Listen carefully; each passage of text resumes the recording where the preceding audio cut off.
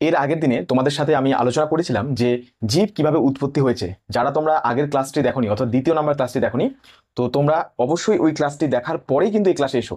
তাহলে ব্যাপারটা তোমাদের কাছে পরিষ্কার একটা ধারণা তৈরি হবে, না হলে তোমরা ব্যাপারটা বুঝতে পারবে না যে কোথা থেকে কি শুরু হচ্ছে। ঠিক আছে, তো দেখো আজকে যে টপিকটা আমরা পড়বো, আজকে একদম আমরা চলে যাচ্ছি কোষ চ্যাপ্টার। কোষ মানে সেল, সেল বা কোষ, সেল বা কোষ নিয়ে আজকে আমরা পড়বো। তো বিষয়টা হচ্ছে এই সেল বা কোষের যে বিষয়টা, সেটা আসলে কি। তো দেখো একটা আমি তোমাদেরকে এক্সাম্পল দিচ্ছি। সেটা হচ্ছে, ধরো আমি তোমাকে যদি বলি এটা একটা বিল্ডিং তৈরি হচ্ছে। এই বিল্ডিংটা একদম বেসিক থেকে আমরা পড়বো। এই বিল্ডিংটা এটা হচ্ছে ধরো একটা বা বিল্ডিং বা বাড়ির একটা বাউন্ডারি। তো এই বাউন্ডারির মধ্যে যদি দেখি, ভালো করে লক্ষ্য করো এই জায়গাটা, বাউন্ডারির মধ্যে ধরো আমি এই বিল্ডিংটা তৈরি করতে গিয়ে আমাদের কি করতে হবে, দেওয়াল দিতে হচ্ছে। ঠিক আছে, তো এই জায়গায় অনেকগুলো এগুলো ইটের স্ট্রাকচার। ঠিক আছে, একটা জিনিস ভালো করে লক্ষ্য করো এখানে, আমি যদি এই ইটগুলোকে একটাকে খুলে নিই, এখানে এই জায়গা ধরে একটা ইটকে আমি খুলে নিলাম, তাহলে একটা ইটকে যখন আমি খুলে নিলাম এই জায়গাতে, এবার এই ইটটাকে যদি আমরা এমনি রেখে দিই, ঠিক আছে, ধরো এই ইটটার নাম হচ্ছে টুলু ইট, টুলু, ধরো এই ইটটাকে আমরা রেখে দিলাম। এবারে এই ইটটা যদি এমনি রাস্তায় পড়ে থাকে, তাহলে কোনো কি কাজ আছে এর? নিশ্চয়ই কাজ নেই। কিন্তু এইরকমই যদি আমরা ইট, অসংখ্য ইট পাশাপাশি নিয়ে আসতে পারি এবং পাশাপাশি অবস্থান করার পরে যদি দেখি এরকম পরপর অনেকগুলো ইটকে যেমন এখানে সাজিয়ে দিচ্ছি, দেখো একটা দেওয়াল তৈরি করেছে। কি তৈরি করেছে? ওয়াল তৈরি করেছে বা দেওয়াল তৈরি করেছে, তাই তো? তাহলে এই ওয়াল বা দেওয়ালটা কি করছে? ধরো এর মধ্যে তুমি টুক করে বসে আছো, এটা তুমি বসে আছো, তাহলে দেওয়ালের মধ্যে থেকে চারদিক থেকে যদি দেওয়াল থাকে, তুমি মাঝখানে বসে থাকো, তাহলে তোমাকে কি দিবে? তোমাকে প্রোভাইড করবে সুরক্ষা। মানে তোমাকে কি দিচ্ছে? সুরক্ষা। আর এটা পুরোটা একটা কি ঘরের মতো দেখতে, তার মানে কি দিল? গঠন। কথাটা বুঝতে পারলে? তাহলে একটা দেওয়াল, একটা ইট যখন পড়েছিল তখন কিন্তু কোনো স্ট্রাকচার পাইনি, কিন্তু যখন অনেকগুলো ইট একটা সারিবদ্ধভাবে একটা জায়গায় থাকছে, তোমার দেখো একটা রুম তৈরি হচ্ছে, ঘর তৈরি হচ্ছে, সেই ঘরটাতে মধ্যে যখন তুমি থাকছো, তোমাকে কি দিচ্ছে? সুরক্ষা দিচ্ছে, তার মানে গঠন দিচ্ছে। তাহলে আমি এখানে বলতে পারি প্রোটেকশন। আচ্ছা, প্রোটেকশন দিচ্ছে, সুরক্ষা। প্রোটেকশন মানে কি? ফাংশন। এটা ফাংশনের মধ্যেই পড়ছে, তো প্রোটেকশনটা সুরক্ষা প্রদান প্রদান করছে। গঠন মানে কি? গঠন মানে বলতে পারি স্ট্রাকচার, তাই তো? এইবারে তুমি ভেবে দেখো, যে কোনো জীব, সেটা আইদার হতে পারে প্ল্যান্ট অথবা হতে পারে যে কোনো একটা অ্যানিমেল। তো ধরো এটা তুমি, ঠিক আছে, তো এই দুটোর ক্ষেত্রে আমরা যদি দেখি, এছাড়া আমাদের চারপাশে এমন কিছু জীব রয়েছে যাদেরকে আমরা খালি চোখে দেখতে পাই না। তাদেরকে দেখার জন্য স্পেসিফিক আমরা একটা যন্ত্র ইউজ করি। সেটার নাম কি? সেটার নাম হচ্ছে মাইক্রোস্কোপ। মাইক্রোস্কোপ, ঠিক আছে। এই মাইক্রোস্কোপ যন্ত্রের মাধ্যমে আমরা কি করি? কোনো ক্ষুদ্র জিনিসকে, যেটা আমরা খালি চোখে দেখতে পাই না, সেটা কিন্তু দেখা যায়। তাহলে আমি বলতে চাইছি, এখানে এই জায়গায় তোমরা দেখছো গাছ, এটা ধরো মানুষ, আর এখানে মাইক্রোস্কোপের থ্রুতে দেখা যায় কিছু অণুজীব। যেমন তোমাদের এক্সাম্পল দিয়ে তোমরা বুঝতে পারবে, যেমন তোমরা সকলে নাম শুনেছো, ভাইরাস হতে পারে, ব্যাকটেরিয়া হতে পারে, এদেরকে কিন্তু খালি চোখে দেখা যায় না। তাহলে প্রত্যেকটা জীব, অর্থাৎ আমরা এর আগের দিন যেমন পড়ছিলাম যে প্রথম উৎপত্তি কোষের যে ধারণা, প্রথম জীবের ধারণা, তাহলে আমি বলতে চাইছি প্রতিটা জীব ক্ষুদ্র ক্ষুদ্র কি দিয়ে তৈরি? এরকম ঘর দিয়ে তৈরি, ছোট ছোট বক্স। এই বক্সটা কেমন হতে পারে? ধরো আমি ধরো একটা গাছের অংশকে যদি, আচ্ছা ছবিটা এই সাইডে রাখছি, ধরো একটা গাছের অংশকে নিলাম, তো গাছের অংশটাকে নেওয়ার পরে যদি দেখি, তো দেখবো এইরকম অসংখ্য ছোট ছোট ছোট ছোট ঘর রয়েছে। ঠিক আছে, অসংখ্য ছোট ছোট ঘর রয়েছে। এই ঘরগুলো কি দেখো একসাথে যুক্ত হয়ে একটা বড় গাছ তৈরি করেছে। এরকম ঠিক আমাদের শরীরে শীতকালে তুমি ভালো করে লক্ষ্য করবে যে আমাদের স্কিন, ঠোঁটের উপর থেকে স্কিনটা উঠে যায়, তাই তো? আমরা কি করি? পেট্রোলিয়াম জেলি ইউজ করি। তাহলে পেট্রোলিয়াম জেলি ইউজ করছি স্কিনটা যাতে উঠে না যায়, প্রোটেক্ট করার জন্য। তার মানে প্রতিনিয়ত স্কিন উঠছে। ঠিক সেরকম ভাবে আমরা যখন ছোট ছিলাম, পুচকে ছিলাম, সেখান থেকে অনেক বড় হয়েছি। আচ্ছা, এই যে বড় হওয়া, তার মানে আগে যেমন ছোট ছিলাম, একটা বেবিকে যখন কোলে নিয়ে দেখবে তার যে স্কিন, আর আজকে ধরো আমরা একসময় বেবি ছিলাম, আজকে যে আমরা এই এই পর্যায়ে পৌঁছেছি, তাহলে এখানে কি আমাদের স্কিন সেম রয়েছে? না, আগে খুবই সফট কোমল ছিল, এখন আস্তে আস্তে রাফ হয়েছে স্কিনটা, তাই না? আস্তে আস্তে দৃঢ় হয়েছে, শক্ত হয়েছে। তাহলে এই যে বিষয়টা, তার মানে প্রতিটা জীব কি দিয়ে তৈরি? ছোট ছোট কিছু একটা দিয়ে তৈরি, যার নাম কি? কোষ। ছোট ছোট একটা করে কোষ দিয়ে তৈরি, এরকম অসংখ্য কোষ দিয়ে প্রতিটা জীব তৈরি হয়। এই কনসেপ্টটা আশা করি বোঝা গেল। তাহলে প্রতিটা জীবের ছোট ছোট কোষ দিয়ে তৈরি। এই জন্য একটা সংজ্ঞা বা ডেফিনেশন আসে পরীক্ষায়। কোষ কি? ডেফিনেশন আসে বলতে সংজ্ঞাটা জেনে রাখো আর কি। জীবদের গঠনগত ও কার্যগত একককে কোষ বলে। তাহলে কোষ কাকে বলে? আসলে তোমাদের ক্লিয়ার হয়েছে? তা জীবদের গঠনগত কার্যগত কেন? কারণ এই কোষগুলো এক জায়গায় যুক্ত হয়ে কি দিচ্ছে? একটা শরীর তৈরি করছে, গাছ তৈরি করছে, জীব তৈরি করছে, গঠন দিচ্ছে। কার্যগত মানে কি? এরা সম্মিলিতভাবে, একাই যখন থাকবে একটা সেল কোনো কাজ করতে পারে না, ব্যতিক্রম আছে, পরে আমরা আলোচনা করছি।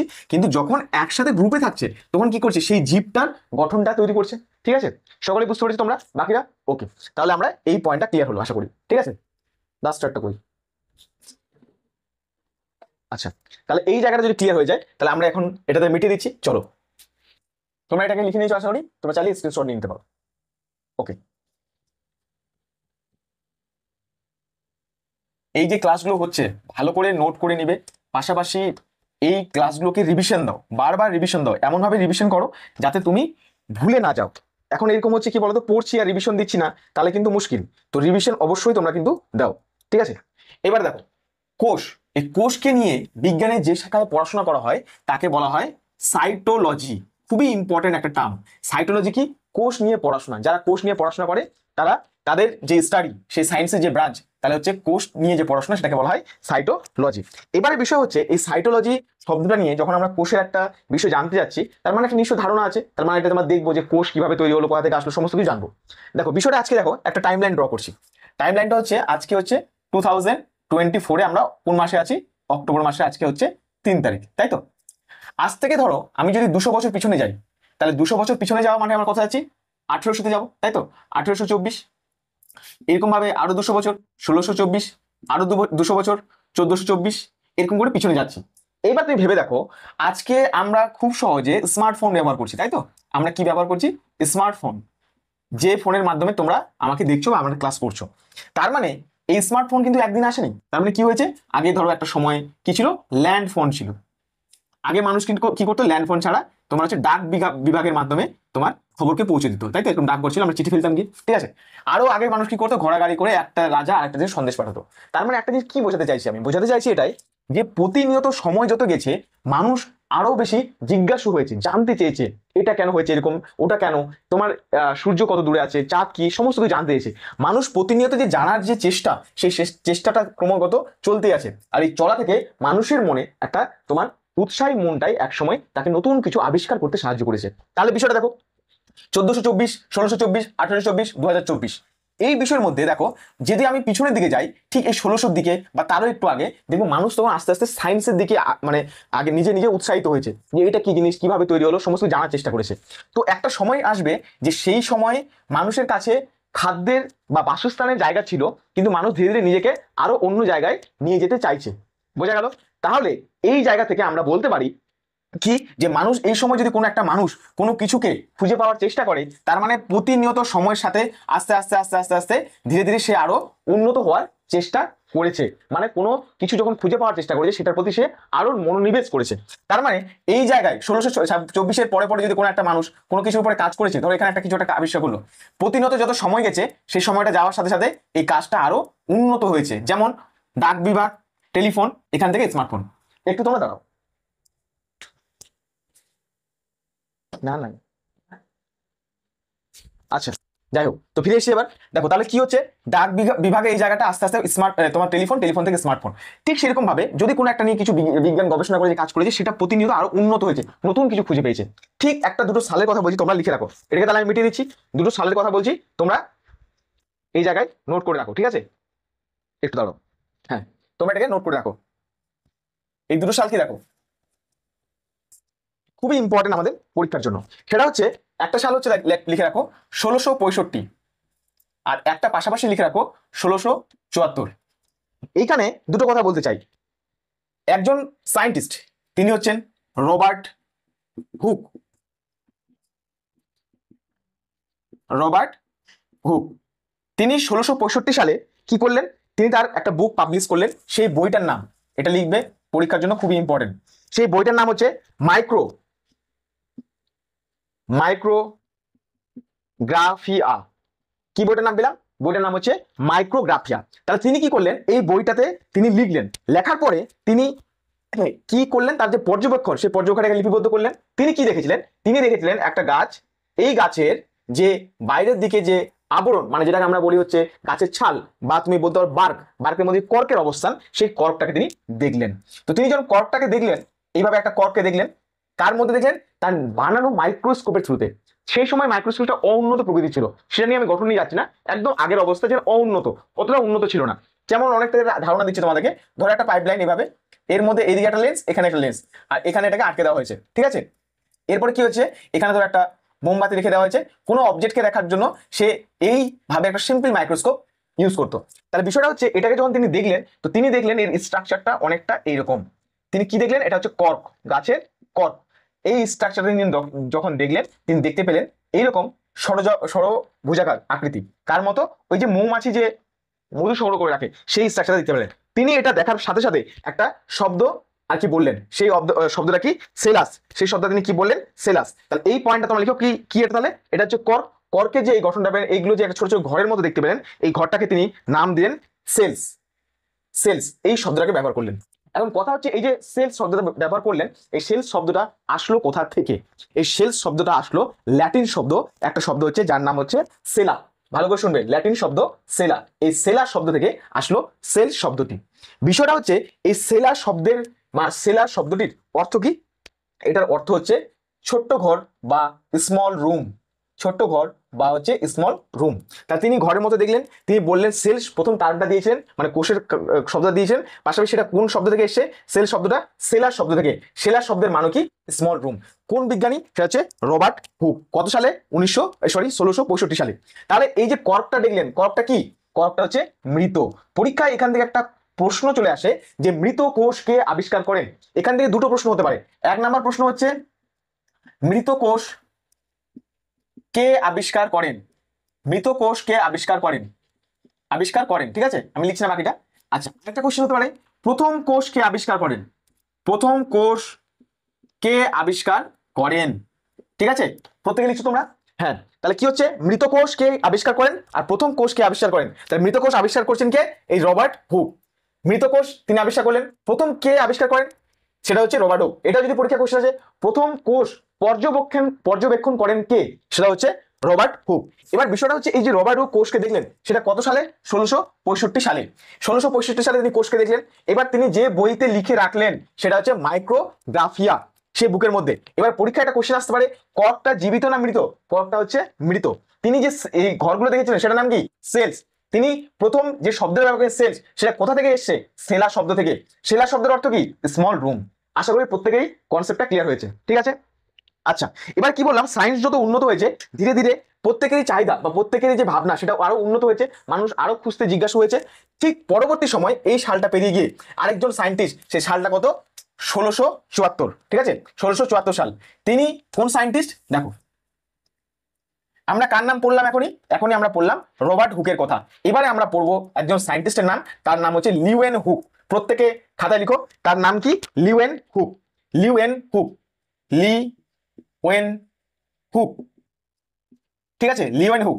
এই লিওয়েন হুক তোমরা চাইলে বাংলা লিখতে পারো। কত সালে? 1674 খ্রিস্টাব্দে তিনি পুকুরের জলের মধ্যে, কিসের? পন্ড ওয়াটার বা পুকুরের জলের মধ্যে তিনি প্রথম কোষকে দেখেন। কি ধরনের কোষ? জীবিত কোষ। পরীক্ষায় কোশ্চিনটা এখান থেকেই দেয়। জীবিত কোষ প্রথম কে আবিষ্কার করেন? সেটা হচ্ছে লিওন হুক। মৃত কোষকে আবিষ্কার করেন রবার্ট হুক। প্রত্যেকে আশা করি বুঝতে পেরেছো এই যে পয়েন্টটা। তার এই হচ্ছে আমাদের পুরো কোষের যে একটা ধারণা। এবারে দেখো, আমি তোমাদেরকে একটা বিষয় আলোচনা করতে চাই যে একটা কোষ কতটা ছোট হতে পারে। একটা জাস্ট এক্সাম্পল দিচ্ছি, দেখো একটা কোষ কতটা ছোট হতে পারে। বিষয়টা হচ্ছে, আমরা যদি তুলনা করি, কার সাথে তুলনা করবো? ধরো এটা হচ্ছে একটা হিউম্যান বিংস,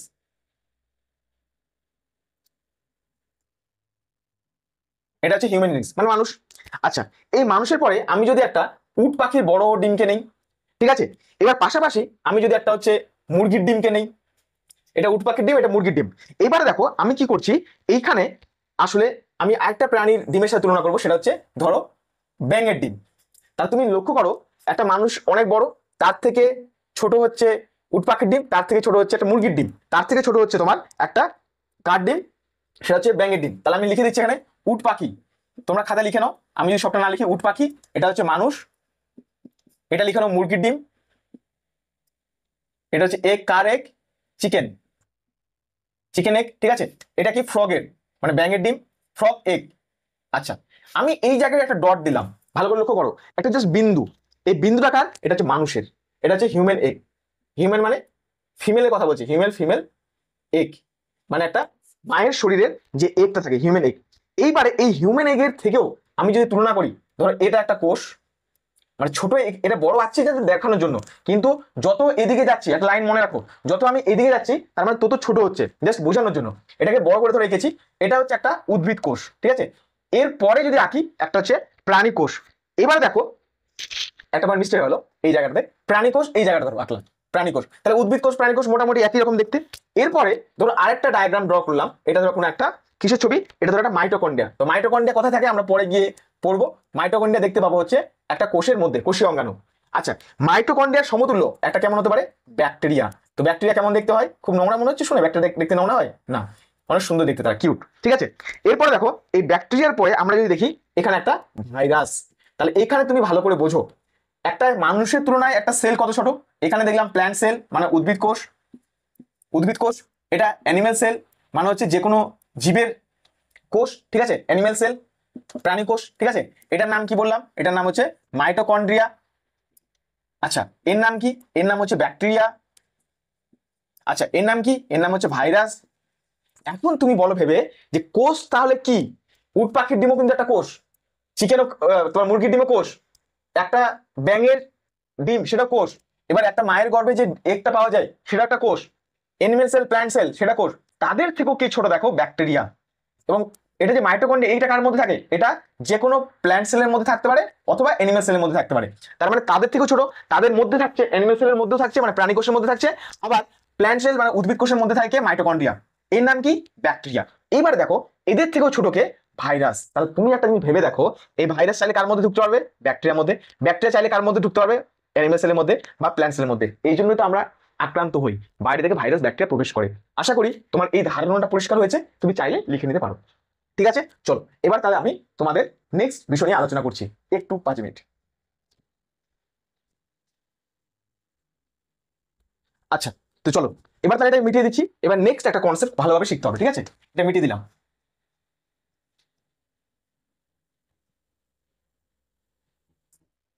আচ্ছা, প্রত্যেকে দেখো তোমরা, হ্যাঁ সকল লিখবে এটা, পয়েন্ট ভালো করে শোনো। আমি বলছি মিলিমিটার, মিলিমিটার। আচ্ছা, মিলিমিটারকে যদি আমরা মিটারকে, মিটারকে যদি মিলিমিটার করি তাহলে কত দিয়ে গুণ করতে হবে, 1000। আর মিলিমিটারকে যদি মিটারে নিয়ে যেতে হয় তাহলে কি করতে হবে, ভাগ করে দিতে হবে। তাহলে আমরা লিখতে পারি 10⁻³ মিটার। মানে ব্যাপারটা কেমন ভালো করে শুনবে, এটা হচ্ছে 1 মিটার, এটাকে যদি মিলিমিটারে করতে হয় 1 মিলিমিটারে, তাহলে এর সাথে কত মাল্টিপ্লাই করবো, 1000। দেখো মিটার ডেসি সেন্টি মিলি, বোঝা গেল। যখন আমরা উল্টো দিকে করছি মানে 1 মিলিমিটার সমান সমান 10⁻³ মানে ডিভাইড করেছি বলে, ঠিক আছে। এবার দেখো এটা কেন লেখা আছে, জাস্ট একটা ধারণা দেওয়ার জন্য। এবারে লিখো হচ্ছে মাইক্রোমিটার, এটাকে যদি আরো 10 দিয়ে ভাগ করে দাও তা 10⁻⁻6 মিটার। বোঝা গেল, প্রত্যেকে বুঝতে পেরেছো। হ্যাঁ দেখো পয়েন্টটা, 1 মাইক্রোমিটার, 1 মাইক্রোমিটার। আচ্ছা, তো মিলিমিটার ব্যাপারটা বোঝা গেল। আচ্ছা, এরপরে হচ্ছে ন্যানোমিটার, NM, ন্যানোমিটার, 10⁻⁹ মিটার, মানে আরো ছোট। তাহলে প্রথম হচ্ছে মিটার, মিটারের থেকে ছোট হচ্ছে মিলিমিটার, মিলিমিটার হচ্ছে মাইক্রোমিটার, মাইক্রোমিটার থেকে ন্যানোমিটার, তাহলে কত ছোট। এবার তোমাদের যদি বলে অ্যাংস্ট্রম, A⁻0 থাকে এরকম, এর মাথায় একটা ছোট্ট জিরো থাকবে, টুকটি থাকবে, ঠিক আছে। তাহলে এটা যদি হয় তাহলে অ্যাংস্ট্রম মানে কত, হ্যাঁ 10⁻, কত, -10, তা 10⁻⁻10 মিটার। Very good. তাহলে এই জায়গাটা যে পেলাম, তাহলে ভালো করে একটা জিনিস লক্ষ্য করো, 1 মিটারকে আমি যদি ন্যানোমিটার করি তাহলে মিটার হচ্ছে বড়, ভালো করে শুনবে, মিটার বড়, ঠিক আছে। মিটারের থেকে ছোটকে মিলিমিটার, তার থেকে ছোটকে মাইক্রোমিটার, তার থেকে ছোটকে ন্যানোমিটার, তার থেকে ছোটকে অ্যাংস্ট্রম। এই পার্টটা তোমরা খাতায় সুন্দর করে লিখে নাও, তোমরা নিজের, আমি ফুল ফর্ম দিচ্ছি না, তোমরা লিখে নাও, প্রত্যেকে লিখবে micrometre, millimetre, sorry metre, millimetre, micrometre, nanometre, angstrom. Concept clear আশা করি। ওকে, তোমরা এটা লিখে নাও। লিখে নেওয়া হয়ে গেলে দেখো আমি তোমাদেরকে একটা পার্ট বোঝাচ্ছি।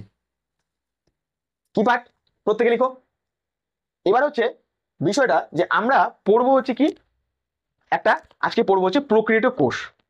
প্রোক্রিয়েটিভ কোষ দেখতে কেমন হয় আগে স্ট্রাকচারটা দেখি ভালো করে, তাহলে আমি এটা মিটিয়ে দিচ্ছি এই পার্টটা।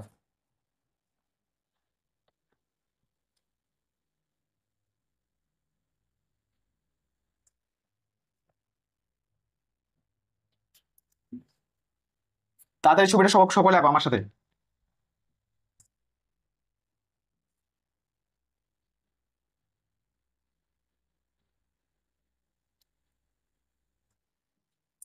আচ্ছা, এইবারে আমরা যদি এর সাথে একটা ডায়াগ্রাম এভাবে ড্র করি,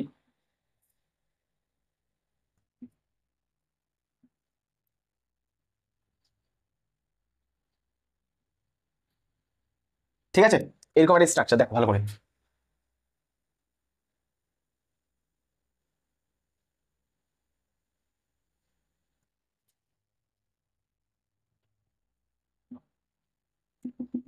প্রত্যেকে ড্র করবে।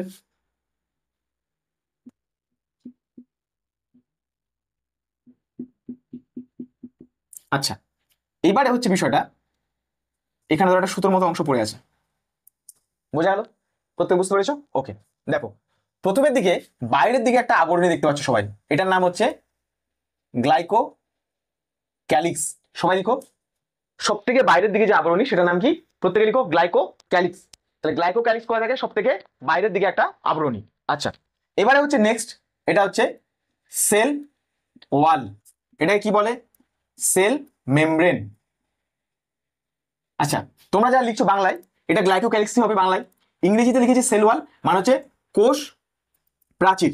এটার নাম হচ্ছে সেল মেমব্রেন, মানে কোষ পর্দা বাংলায়। ঠিক আছে, এবারে দেখো এই জায়গায় এই যে ছোট ছোট গোল গোল অংশ দেখছো, এটার নাম হচ্ছে প্লাজমিড, বাংলাতে হচ্ছে প্লাজমিড। প্লাজমিড। আচ্ছা, এর নাম হচ্ছে রাইবোজোম, বাংলাতে হচ্ছে রাইবোজোম। আচ্ছা, এর নাম কি? এর নাম হচ্ছে নিউক্লিওয়েড। নিউক্লিওয়েড। এর নাম কি? এর নাম হচ্ছে ক্রোমাটোফোর। ক্রোমাটোফোর। তোমরা ইংরেজিতেও লিখে নিতে পারো, বাংলায় সেম নাম। আচ্ছা, ক্রোমাটোফোরের উপরে এই যে অংশগুলো দেখতে পাচ্ছ, এটার নাম হচ্ছে রঞ্জক বা পিগমেন্ট। ইংরেজিতে বলা হয় পিগমেন্ট, বাংলায় হচ্ছে রঞ্জক, পিগমেন্ট। এটার নাম হচ্ছে মেসোজোম। মেসোজোম। মেসোজোমের উপরে ডট ডট দেখতে পাচ্ছ, এগুলোকে বলা হয় উৎসেচক। উৎসেচক, বা তুমি বলতে পারো এটার নাম হচ্ছে এনজাইম। ঠিক আছে, এই হচ্ছে বিষয়। এবারে আসছে একটা বিষয়, যে এই যে স্ট্রাকচারগুলো আমরা দেখতে পেলাম, তাহলে এখান থেকে আমি বলতে পারি কি কি পয়েন্ট আমাদের যা পড়লাম। তাহলে নিউক্লিয়েট পার্ট শুধুমাত্র এখন বাদ থাকলো একটা পোর্শন, এটার নাম হচ্ছে ফিমব্রেই বা ফিমব্রি, ময় বয় রপ্লাইসি। এটার নাম হচ্ছে ফ্লাজেলা। ফ্লাজেলা।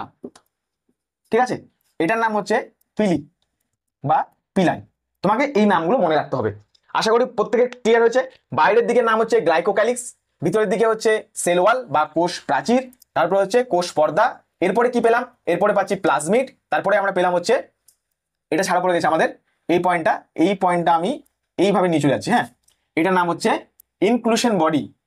ইনক্লুশন বডি, বাংলায় এটাকে ইনক্লুশন বডি বলে লিখবে। ঠিক আছে, আচ্ছা, তারপরে কি পেলাম? তারপরে পেলাম রাইবোজোম, তারপরে পাচ্ছি নিউক্লিয়েট, তারপরে পাচ্ছি পিলি, তারপরে পাচ্ছি ফিমব্রেই, আর এই পুরোটার নাম হচ্ছে ফ্লাজেলা। এই জায়গার নাম পেলাম, এটা হচ্ছে রঞ্জক, যেটা হচ্ছে ক্রোমাটোফোর, এটা হচ্ছে নিউক্লিয়েট। আর এই যে পার্টটা, এটার নাম হচ্ছে মেসোজোম। মেসোজোমের উপরে গায়ে যেটা ছোট ছোট ডট দেখতে পাচ্ছ, এটা হচ্ছে উৎসেচক বা এনজাইম। আশা করি প্রত্যেকের এই কনসেপ্টটা ক্লিয়ার হয়েছে। ঠিক আছে, এটা হচ্ছে একটা ব্যাকটেরিয়া, দেখতে এরকম হয়। পরীক্ষায় এখান থেকে কি ধরনের প্রশ্ন আসে দেখো। প্রথমত ব্যাকটেরিয়া থেকে অনেকগুলো ছোট ছোট প্রশ্ন আসবে, সেটা আমরা লিখছি। প্রত্যেকে এটা নাও, আমি ততক্ষণে সাইডে উঠে আছে, তোমরা এটাকে স্ক্রিনশট নিয়ে নাও। আচ্ছা, তোমাদের সকলে হয়েছে? ডাস্টারটা দিই। হ্যাঁ, তাহলে এই পার্টটা দেখো, আমরা এই স্ট্রাকচারটা বুঝলাম। ঠিক আছে, এবারে বিষয় হচ্ছে, তোমরা একটা জিনিস, ছোট্ট জিনিস বোঝো ভালো করে, খুবই ইম্পর্টেন্ট। আমাদের প্রতিটা কোষের মধ্যে ছোট ছোট অঙ্গাণু থাকে, যেগুলোকে বলা হয় কোষীয় অঙ্গাণু। ভালো করে শোনো, আমাদের উদ্ভিদ বলো, প্রাণী কোষ বলো, যার মধ্যে একটা হচ্ছে কি কোষীয় অঙ্গাণু। কোষীয় অঙ্গাণু। কোষীয় অঙ্গাণু কাকে বলে? মানেটা হচ্ছে, ধরো এটা একটা কোষ, কোষের মধ্যে ক্ষুদ্র ক্ষুদ্র যে অঙ্গাণুগুলো থাকে, যেমন mitochondria, nucleus, plastid, ribosome, Golgi body, এই সমস্তকে বলা হয় কোষীয় অঙ্গাণু। আমি বলছি যে এটা যদি একটা ব্যাকটেরিয়া কোষ হয়, ব্যাকটেরিয়া কোষের মধ্যে কোনো ধরনের তোমার পর্দা আবৃত, ভালো করে শুনবে, কোনো ধরনের পর্দা আবৃত কোষীয় অঙ্গাণু থাকে না। তারপর তোমরা একটা পয়েন্ট লিখো, যেখানে ছবিটা আঁকলে তারপর থেকে শুরু করে পয়েন্ট লিখতে। ফার্স্ট পয়েন্ট লিখো, প্রোক্যারিওটিক কোষের মধ্যে কোনো পর্দা ঘেরা আবরণ দেখতে পাওয়া যায় না। যেমন ধরো এটা একটা মাইটোকন্ড্রিয়া, মাইটোকন্ড্রিয়া কিন্তু দ্বিপর্দা আবৃত বিশিষ্ট। ঠিক আছে, দ্বিপর্দা যুক্ত। এই যে এখানে একটা বাইরে পর্দা, এটা ভিতরে পর্দা, কিন্তু প্রোক্যারিওটিক কোষের মধ্যে কোনো পর্দা ঘেরা বা পর্দা আবৃত তোমার কোনো কোষীয় অঙ্গাণু বর্তমান নয়। আশা করি সকলে ক্লিয়ার হয়েছে বিষয়টা।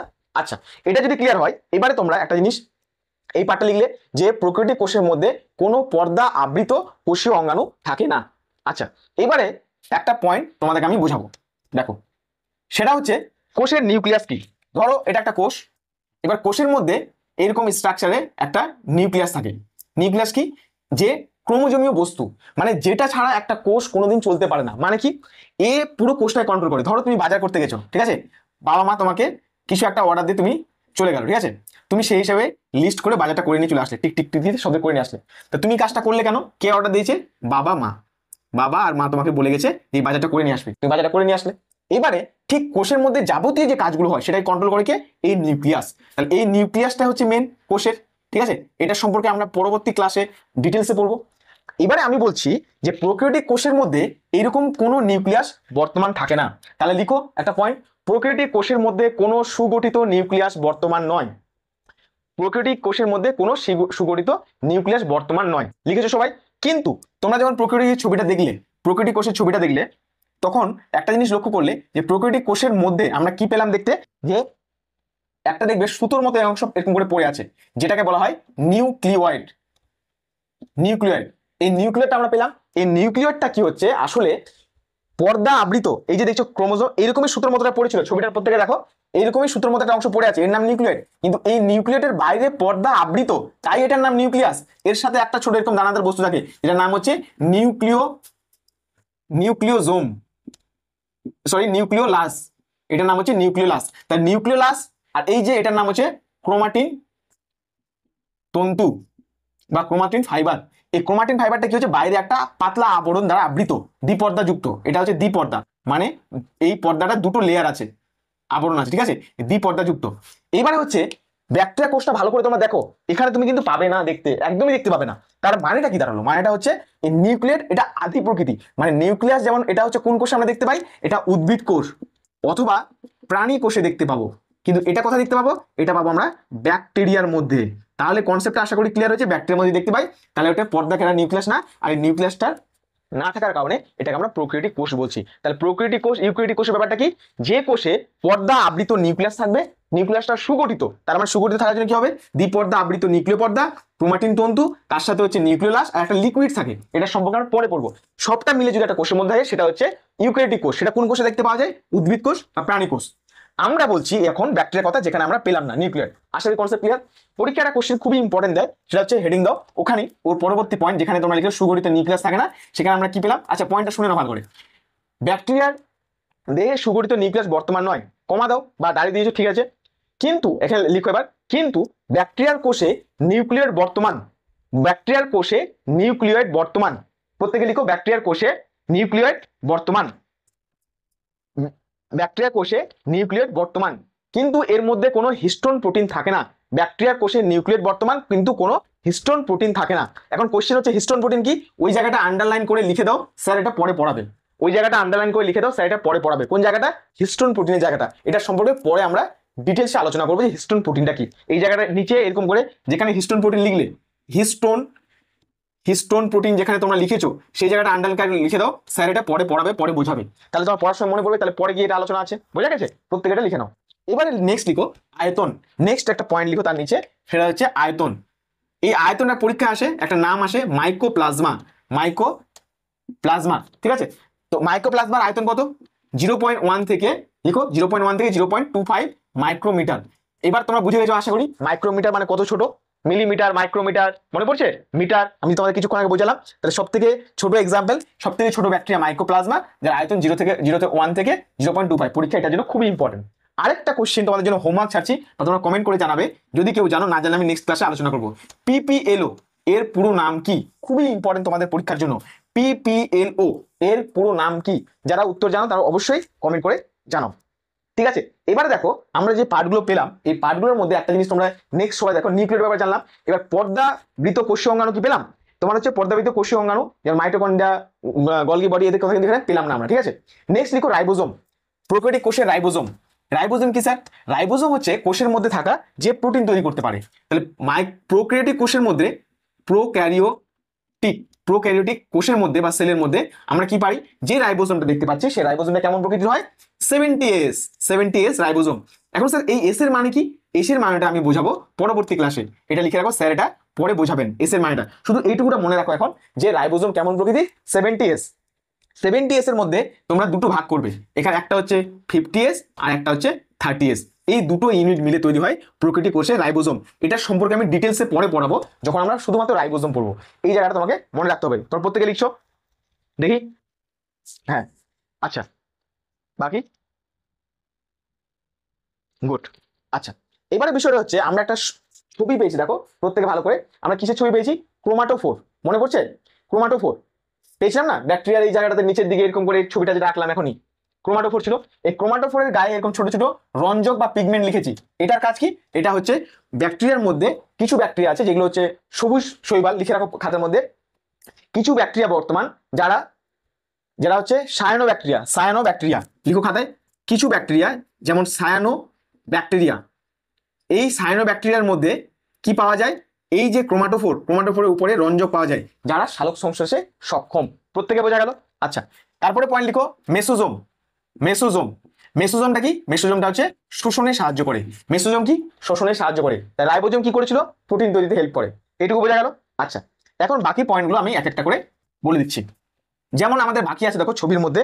ফার্স্ট হচ্ছে ব্যাকটেরিয়ার বাইরের আবরণী কি বলে? লিখো খাতায়। ব্যাকটেরিয়ার বাইরের আবরণীকে বলে গ্লাইকোক্যালিক্স। ব্যাকটেরিয়ার বাইরের আবরণীকে বলে গ্লাইকোক্যালিক্স। তার ঠিক পরের আবরণীকে দ্বিতীয় আবরণী লিখো। দ্বিতীয় আবরণীটির নাম হচ্ছে কোষ পর্দা, সরি কোষ প্রাচীর। দ্বিতীয় আবরণীর নাম কি? কোষ প্রাচীর। যেটা কি দিয়ে তৈরি? আমি কিছুক্ষণ আগে বললাম যে সেল ওয়াল। দেখো ছবিটার দিকে সবাই তাকাও, আমি ছবিটাকে রাখিনি। সেল ওয়ালটা কি দিয়ে তৈরি? এটা হচ্ছে পেপটাইডোগ্লাইকেন। পেপটাইডোগ্লাইকেন। ছবিটা তুমি আঁকুনি, গাথা কথা একদম।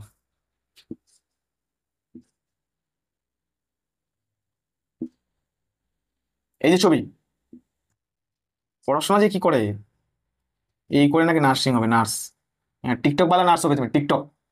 ওই যে আছে না, দেখবে এখন নার্স হচ্ছে টিকটক করতে ব্যস্ত, আর সিরিঞ্জ যেখানে পড়া উচিত, সিরিঞ্জ যেখানে তোমার করা উচিত, যে জায়গাটাতে সিরিঞ্জটা দিবে সেটা না যে অন্য জায়গায় দিচ্ছে। এই তো অবস্থা। তো দেখো, তো এই হচ্ছে বিষয়। তাহলে এই জায়গাটা আমরা কি পেলাম? ফ্ল্যাজেলা, এটার নাম হচ্ছে তোমার কি পেয়েছিলাম? ফিমব্রি। এটার নাম পেয়েছিলাম পিলি। এইভাবে পিলি ছিল, ঠিক আছে। আমি বলছি এই মেসোজোমের কথা। এবার তোমরা আসো, এটার নাম লিখলাম বাইরের আবরণীটা গ্লাইকোক্যালিক্স। তারপরের লাইনটা হচ্ছে সেল ওয়াল, যেটা পরীক্ষায় আসবে কি দিয়ে তৈরি? পেপটাইডোগ্লাইকেন। খুবই ইম্পর্টেন্ট পেপটাইডোগ্লাইকেন। কিছু বইয়ে তোমরা আবার পেপটাইডোগ্লাইকেন ছাড়া, ঠিক আছে, অন্য একটা শব্দ পেতে পারো। সেই শব্দটা কি যদি কেউ জানো কমেন্ট করে অবশ্যই জানাবে। বাকি তোমাদের বলে দিচ্ছি পরে, বাকি কমেন্ট করে জানাবে, নাহলে নেক্সট ক্লাসে আমরা ডিসকাস করবো যে সেল ওয়াল ছাড়া কি দিয়ে তৈরি, ঠিক আছে। পেপটাইডোগ্লাইকেন কিন্তু কি? এই যে আমরা কার্বোহাইড্রেট বলছিলাম না, লাস্ট দিনে বোঝালাম কার্বোহাইড্রেট গ্লুকোজ, তো লিখে রাখো পেপটাইডোগ্লাইকেন হচ্ছে ওই জায়গাতে পাশে। পেপটাইডোগ্লাইকেন হচ্ছে কার্বোহাইড্রেট থেকে তৈরি, কার্বোহাইড্রেট থেকে তৈরি, ঠিক আছে, কার্বোহাইড্রেট থেকে তৈরি পেপটাইডোগ্লাইকেন। তারপরে কি আছে? সেল মেমব্রেন, কোষ পর্দা। এর ব্যাপারে আমরা পরে জানবো। কোষ পর্দা যেটা হচ্ছে ফসফোলিপিড দিয়ে তৈরি। লিখো পয়েন্ট, কোষ পর্দা, ব্যাকটেরিয়ার কোষ পর্দা ফসফোলিপিড দিয়ে তৈরি, ফসফোলিপিড দিয়ে তৈরি, ঠিক আছে। নেক্সট দেখো, নেক্সট হচ্ছে ফ্ল্যাজেলা। ফ্ল্যাজেলার মাধ্যমে কি করে? লিখো, ফ্ল্যাজেলার মাধ্যমে ব্যাকটেরিয়া এক জায়গা থেকে আরেক জায়গায় সাঁতার কাটতে সাহায্য করে। ফ্ল্যাজেলার মাধ্যমে ব্যাকটেরিয়া এক জায়গা থেকে আরেক জায়গায় যেতে সাহায্য করে বা স্থানান্তরিত হতে সাহায্য করে। এই যে ফিমব্রিটা দেখছো, ফিমব্রিটা কি? কে পারবে? ফিমব্রি, ফিমব্রির কাজ কি? ফিমব্রির কাজ কে পারবে তোমাদের মধ্যে? ফিমব্রির কাজ কি? গ্লাইকোক্যালিক্স। হ্যাঁ, গ্লাইকোক্যালিক্স হচ্ছে সেল ওয়াল। তারপরে ফিমব্রি, ফিমব্রির কাজ কি? কেউ পারবে না? কেউ পারবে না? একজনও পারবে না? ফিমব্রির কাজ কি? আচ্ছা, ঠিক আছে। ধরো এটা ব্যাকটেরিয়া, আমি এখানে একটা এক্সাম্পল দিচ্ছি। ধরো এটা একটা ব্যাকটেরিয়া, এর নিচে যে ফিমব্রি, ঠিক আছে, ধরো সমুদ্রের নিচে আছে, তো এটা হচ্ছে পাথর। তো পাথরের উপরে এসে বসতে, ল্যান্ড করতে হেল্প করে। এটাকে পাথরের উপরে বসতে, মানে এটার সাথে আটকে থাকতে সাহায্য করে এই ফিমব্রি। বোঝা গেল? এটা হচ্ছে ব্যাকটেরিয়া। ব্যাকটেরিয়ার নিচে যে ফিমব্রিটা দেখতে পাচ্ছ, ফিমব্রিটা যে কোনো জায়গায় অবস্থান হতে পারে, এই ফিমব্রির এই সাইডের সব দিকে হতে পারে। তো ফিমব্রি ব্যাকটেরিয়াকে পাথর বা কোনো হার্ড সারফেস বা রকের উপরে বসতে সাহায্য করে। লিখে রাখো, ফিমব্রি কোনো সমুদ্রের তলদেশে বা কোনো সারফেসের উপরে বা কোনো কিছুর উপরে বসতে সাহায্য করে। খুবই ইম্পর্টেন্ট একটা পয়েন্ট, ঠিক আছে। লিখে সবাই তোমরা? হ্যাঁ, এই পয়েন্ট লিখো, লিখে নাও তাড়াতাড়ি। ফিমব্রি সাহায্য করে।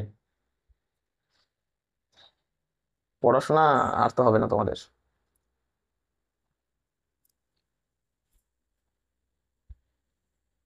হয়েছে? আচ্ছা, এইবারে দেখো। হ্যাঁ, ঠিক আছে, অসুবিধা নেই, করতে পারো, ঠিক আছে, হবে।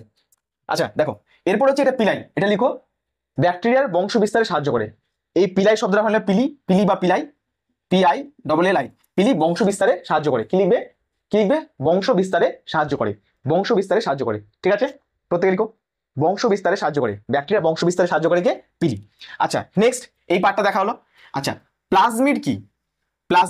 প্লাজমিডটা লিখে রাখো এই মুহূর্তে, সেটা হচ্ছে অতিরিক্ত ক্রোমোজোমীয় অংশ, অতিরিক্ত ক্রোমোজোমীয় অংশ। প্লাজমিড হচ্ছে অতিরিক্ত ক্রোমোজোমীয় অংশ। আচ্ছা একটা পার্ট এরকম ছিল না, ছোট ছোট ইনক্লুশন বডি যে লিখেছিলাম, ইনক্লুশন বডির কাজটা হচ্ছে লিখো খাদ্যকে সংগ্রহ করে রাখে, খাদ্যকে সংগ্রহ করে রাখে। ইনক্লুশন বডি কি?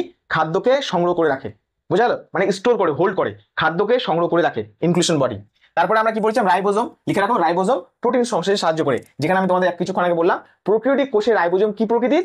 70S। এর ব্যাপারে পরে ডিসকাস হবে, ঠিক আছে? তাহলে পরীক্ষার কোশ্চেন অবশ্যই আসতে পারে প্রোক্যারিওটিক কোষের তোমার রাইবোজোম কি প্রকৃতি? 70S প্রকৃতির। ক্লিয়ার?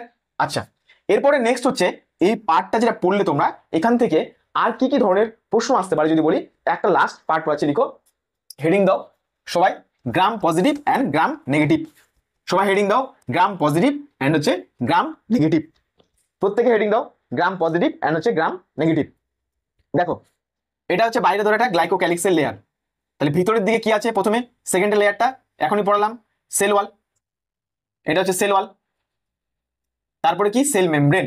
আরেকটা ছবি আঁকছি, glycocalyx, cell wall, cell membrane. দুটো জিনিস ভালো করে দেখো, এটা 1 নাম্বার, 2 নাম্বার, 3 নাম্বার, 1 2 3, 2 নাম্বার এই 2 আর এই 2, মানে আমি 2 নাম্বারের কথা বলছি, দুটো 2, মানে দুটোই সেল ওয়ালের স্ট্রাকচার। দেখো এটা হচ্ছে পুরু, এটা হচ্ছে পাতলা। যে ছবিটা ভালো করে দেখো, যেটা হচ্ছে খুব থিক বা মোটা সেটা কি বলা হয়? গ্রাম পজিটিভ, এটাকে বলা হয় গ্রাম পজিটিভ, ঠিক আছে? আর যেটা পাতলা ছোট সেটা হচ্ছে গ্রাম নেগেটিভ। কেন এরকম নাম স্যার? পজিটিভ নেগেটিভ নাম কেন? দেখো একটা কথা ভালো করে শোনো মনোযোগ দিয়ে। এটার নাম এসছে বেসিক্যালি গ্রাম পজিটিভ আর গ্রাম নেগেটিভ, এই দুটো নাম এসছে, একজন সায়েন্টিস্ট ছিল ক্রিশ্চিয়ান গ্রাম, ঠিক আছে? তিনি দেখেছিলেন যে একটা টেকনিক আবিষ্কার করেছেন। কি টেকনিক? যে তিনি দেখেছিলেন যে ব্যাকটেরিয়াগুলোকে যদি আমরা কালার করতে চাই, ব্যাকটেরিয়াকে যদি ডিটেলস স্টাডি করতে চাই, তিনি কালার দিয়েছেন, স্টেন দিয়েছেন। স্টেন মানে কালার। তো দেখা যাচ্ছে যে থিক ব্যাকটেরিয়া যে কালারকে হোল্ড করতে পারছে, ধরে নিচ্ছে, সে হচ্ছে গ্রাম পজিটিভ। যে রঞ্জিত হচ্ছে না বা কালারকে ধরছে না, সে হচ্ছে গ্রাম নেগেটিভ। পরীক্ষায় তোমাদের এক্সাম্পল আসতে পারে গ্রাম পজিটিভ, হ্যাঁ পরীক্ষায় এক্সাম্পল আসতে পারে গ্রাম পজিটিভ এবং হচ্ছে গ্রাম নেগেটিভের এক্সাম্পল। তো লিখে নাও, ব্যাস আজকে ক্লাস এই পর্যন্তই, তোমার ক্লাস শেষ, ঠিক আছে? গ্রাম পজিটিভের কিছু এক্সাম্পল পরীক্ষা আসে, লিখো ফার্স্ট ফ্র্যাঙ্কিয়া, ফ্র্যাঙ্কিয়া। তারপর হচ্ছে ল্যাক্টোবেসিলাস। কি কি নাম বললাম? ফার্স্ট হচ্ছে ফ্র্যাঙ্কিয়া, হ্যাঁ ফ্র্যাঙ্কিয়া। তারপর লিখো ল্যাক্টোবেসিলাস, ল্যাক্টোবেসিলাস। আর লিখো স্ট্রেপ্টোমাইসিস, স্ট্রেপ্টোমাইসিস, হ্যাঁ স্ট্রেপ্টোমাইসিস। তাহলে গ্রাম পজিটিভ ব্যাকটেরিয়ায় তাহলে রং ধরবে কি ধরবে না? হ্যাঁ ভেরি গুড, রং ধরবে। আর গ্রাম নেগেটিভে রং ধরবে না। তো গ্রাম নেগেটিভ ব্যাকটেরিয়ার উদাহরণ কি? ইকোলি। গ্রাম নেগেটিভ ব্যাকটেরিয়ার উদাহরণ এগুলো হচ্ছে সব গ্রাম পজিটিভ। গ্রাম নেগেটিভ কি এক্সাম্পল? ইকোলি, ইকোলি একটা ব্যাকটেরিয়ার নাম, ঠিক আছে? আরো কয়েকটা লিখে দিচ্ছি, লিখো ইকোলি, হ্যাঁ গ্রাম নেগেটিভ কি? ইকোলি। তারপর হচ্ছে মাইকোপ্লাজমা, আমরা যার কথা কিছুক্ষণ আগে বললাম, মাইকোপ্লাজমা, মাইকোপ্লাজমা। নেক্সট লিখো সায়ানোব্যাকটেরিয়া, স্পেলিং বলে দেবো। আচ্ছা সায়ানোব্যাকটেরিয়া বাংলা লিখতে পারো,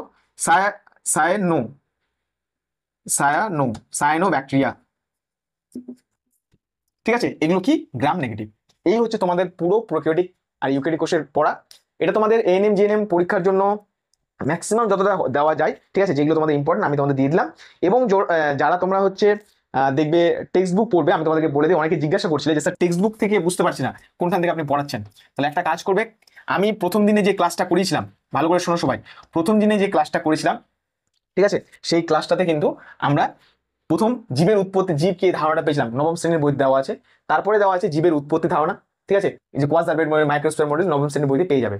আচ্ছা আরেকটা জিনিস হচ্ছে এই যে কোষ চ্যাপ্টারটা নবম শ্রেণীর বইয়ের মধ্যে আছে, দেখবে সেখানে প্রোক্যারিওটিক কোষটা আজকে পড়লাম। এরপরের দিন আমরা ঢুকবো হচ্ছে ইউক্যারিওটিক কোষের ডিটেল স্ট্রাকচার। একটা জিনিস তোমাদেরকে বলি, টেক্সট বুক পড়ার পাশাপাশি আমার এই ক্লাসটা করার পরে যে নোট করেছো ওটা অবশ্যই দিবে, ঠিক আছে? তাহলে আজকের মতো এই পর্যন্ত থাকলো, ভালোভাবে ক্লাসগুলো করো। আর অবশ্যই কিন্তু রিভিশনটা দিবে, যারা ভালো করে রিভিশন দেয় তাদের কিন্তু সিলেকশন 100%। রিভিশনটা খুবই ইম্পর্টেন্ট, তার সাথে কোশ্চেন প্র্যাকটিস তো আছেই যখন আমি দিব। আর যা তোমরা অনলাইনে দেখছো, যদি কেউ নতুন হয় যে আপনি ক্লাসটা প্রথম দেখছো, তো অবশ্যই আগের ক্লাসগুলো দেখে নাও। আর যদি টেলিগ্রাম চ্যানেলে যুক্ত হতে চাও, নিচে দেখবে ডেসক্রিপশন